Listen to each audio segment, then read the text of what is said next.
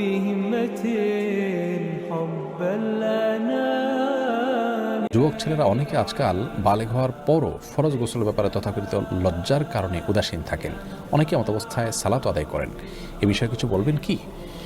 কোনো প্রাপ্তবয়স্ক মানুষের যখন গোসল ফরজ হয় তখন সালাত আদায় করার প্রয়োজনে তার জন্য গোসল করাটা ফরজ, আল্লাহর পক্ষ থেকে নির্দেশিত বিষয়। সে ফরজ লঙ্ঘন করলে তিনি গুনাহগার হন, পাপিষ্ঠ হন। এর জন্য আল্লাহর কাছে তাকে শাস্তির মুখোমুখি হতে হবে।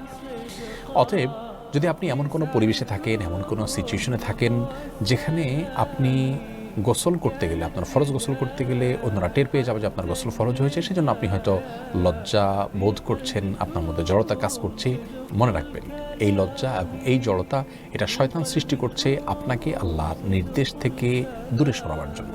এই জড়তা এটা ঈমানের অঙ্গ নয়, এটা বরং কুফরির অঙ্গ।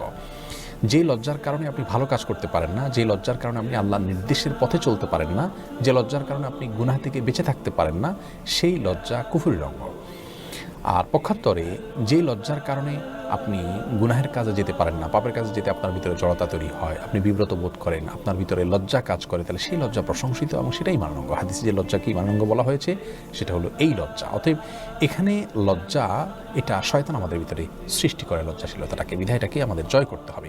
প্রকৃত সৎসাহসের বিষয় তো সেটি যে সাহস আমাদেরকে ভালো কাজে উদ্বুদ্ধ করবে, ভালো কাজে অগ্রসর করবে এবং সেজন্য আমরা সাহসিকতা দেখাবো।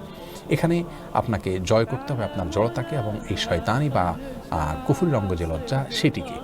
বিধায় আপনি কোথাও আছেন, সেখানে গোসল করলে অন্যরা জেনে যাবে, জানো সমস্যা কি? এখানে সাহস করে আপনি আল্লাহর বিধান পালন করা, এটাই হলো প্রকৃত সৎসাহস। আল্লাহ তাআলা আমাদেরকে তার নির্দেশের পথে চলার জন্য যে পরিমাণ ঈমানী শক্তির প্রয়োজন, যে পরিমাণ সৎসাহসের প্রয়োজন, সেই সৎসাহসিকতা প্রদর্শন করার তৌফিক দান করুন।